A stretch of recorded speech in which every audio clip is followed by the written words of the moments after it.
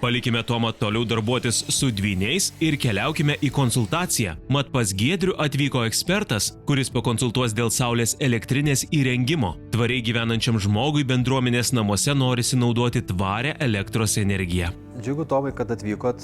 Mes labai džiaugiamės visada svečiais mūsų bendruomenės kūrybos namuose. Kiek jau teko šiek tiek pamatyti, kad mes čia tvarkomės, remontuojam, darom. Ir vienas dalykas, mes naudojam elektrą. Elektrą šildymui, elektrą apšvietimui, sceninis apšvietimas, tai tos elektros sąlyginai nemažai sunaudojam.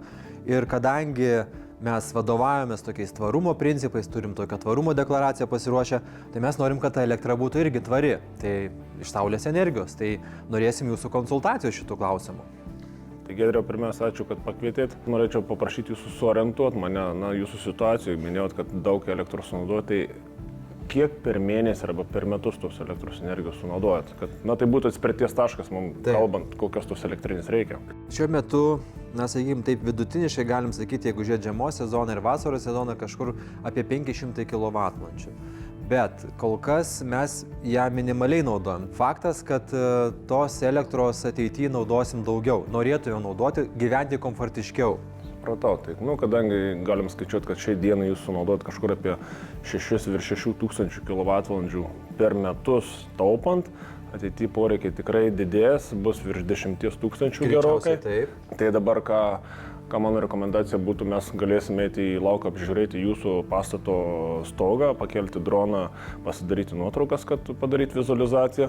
Ir žinoma, galėsim, kadangi esam vietoje, padaryti tą žingsnį, kuris yra svarbiausias šioje situacijoje, tai yra užsakyti ESO sąlygas, kad tapti gaminančiu vartotoju, galėsim prisėsti ir kartu tai padaryti. Gerai, puiku, galim tą padaryti. Kol ekspertas pakels skraidyklę ir įvertins stogo padėtį, grįžkime į statybų aikštelę. Besišnekučiuojant su broliais, energetikos pramonės profesionalas iš Paukščio skrydžio įvertino kūrybos namų stogą. Tad sužinokime, ar ant jo apskritai galima montuoti saulės elektrinę. Tokį gražų lapkričio rytą, saulė šviečiant, vyrai susitinkame Panemunėje pasikalbėti apie labai rimtus dalykus. Tai Tomai, tarp kitko gražus vardas, jums jau situacija yra šiek tiek žinoma. Tai kaip vertinat šio statinio stogą? Situacija nėra iš pačių paprasčiausių. Nors gerai, kad stogas orientuotas tiesiai į pietus, stogo šlaitų nuolydis yra tinkamas, geras. Tačiau pažiūrėjus į stogą matosi, kad bus nemažai šešėlių. Tam mes čia ir atvykom, kadangi Vesla teikia kompleksinės paslaugas nuo konsultacijos iki įrengimų ir bendravimo toliau, nes vykdom garantinį servisą. Atvykom, kad įvertinti, tai yra padaryti tuos namų darbus iki pačios elektrinės pastatymo.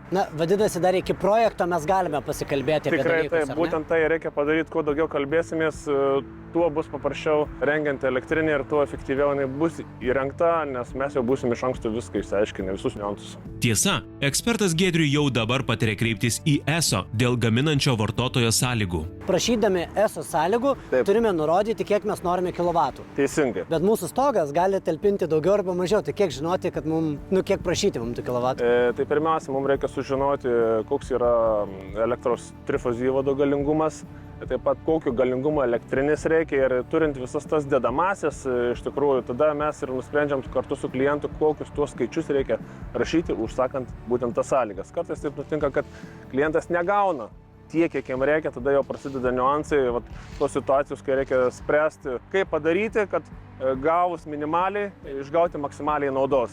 Yra labai lengva, kai gauni norimas ESO sąlygas, tada viskas yra lengva. Kalbant saulės elektrinių tema, girdime dvi nuomonės. Vieni patarė įsirengti poreikius patenkinančią elektrinę, o kiti rekomenduoja įrengti galingesnę. Ką šio klausimu patars Tomas? Reikia visų pirma atsižvelgti į tai, kad dažnai būna situacija, kad tiesiog netelpa daugiau negu žmogui reikia, telpa tiek, kiek reikia. Tai čia vienas. Tai laimingi tie, kurie turi didesnį stogą ir gali užsidėti šiek tiek daugiau. Tai įvertinus, kad ateityje didės poreikiai, tikrai verta pasistatyti didesnį elektrinę ir galima netgi paskaičiuoti, kiek per metus padidės tie poreikiai ir apskaičiuoti, kokia elektrinė yra reikalinga, jeigu jinai tokia telpa. Antras niuansas, visą laiką naudinga pasistatyti bent porą kilovatų elektrinę daugiau, nes renkantis atsiskaitimo tarifų planą už saulės energiją galima pasirinkti planą, kada saulės energija kainuos 0 centų. Liaudyje vadinamas 12% planas, vadinama pasaugojimą atiduotos energijos ESO paima 12% ir tai, kas lieka jums, jau yra nemokamai. Bet tam reikia pagaminti pakankamai energijos, kad jūs galėtumėte tą 12% atiduoti. Nepagaminus pakankamai elektros energijos, kad galėtume naudotis vadinamu 12% planu, reikės rinktis kitą planą, kuris kainuos 5,9 cento už paimtą kilovatvalandę iš tinklo. Lietuvoje mes galime gauti paramas ir neturime praleisti šitos temos. Ar jas šiai dienai dar yra lengva gauti? Nes aš labai norėčiau, kad Giedrius kaip geras žmogus tą paramą gautų. Ne kaip žmogus, o kaip mūsų bendruomenės namai. Panemunės sensėjus. Tai, ačiū Tomai. Taip, paramą iš tikrųjų gauti yra pakankamai lengva ir žmonės labai naudojasi, ypatingai fiziniai asmenys, kai yra gyvenamosios paskirties pastatai. Šitas pastatas yra kitokios paskirties, tai jau prasideda vėlgi tam tikri niuansai. Šiuo metu paramos tokie paskirčiai nėra, bet jinai planuojama, mums tiesiog reikia sulaukti. Visą tą situaciją, kas liečia paramą, mes vėlgi su klientu kartu bendraujant, išsiaiškinam ir patikėm atsakymus, kad jisai žinotų, kada, kas, kaip ir kodėl ir su kuo. Giedriui Saulės elektrinės tema mes Tomai tikrai manau, kad padėjome šią akimirką ir atsakėme į labai rimtus klausimus. Noriu paprašyti patarimo visiems mūsų laidos žiūrovams, tiems, kurie svajoja apie Saulės elektrinę ant savo stogo. Mano patarimas mūsų laidos žiūrovams būtų toksai, kad jeigu jie svajoja apie Saulės elektrinę, kad kreiptis į pasirinktą rangovą, kuris jam padės praeiti tais visais labirintais, o jeigu jau žiūrovas nori pats kažkiek tai pasiruošti iki to kreipimusi, kas iš tikrųjų būna labai naudinga, tai gali savarankiškai užsisakyti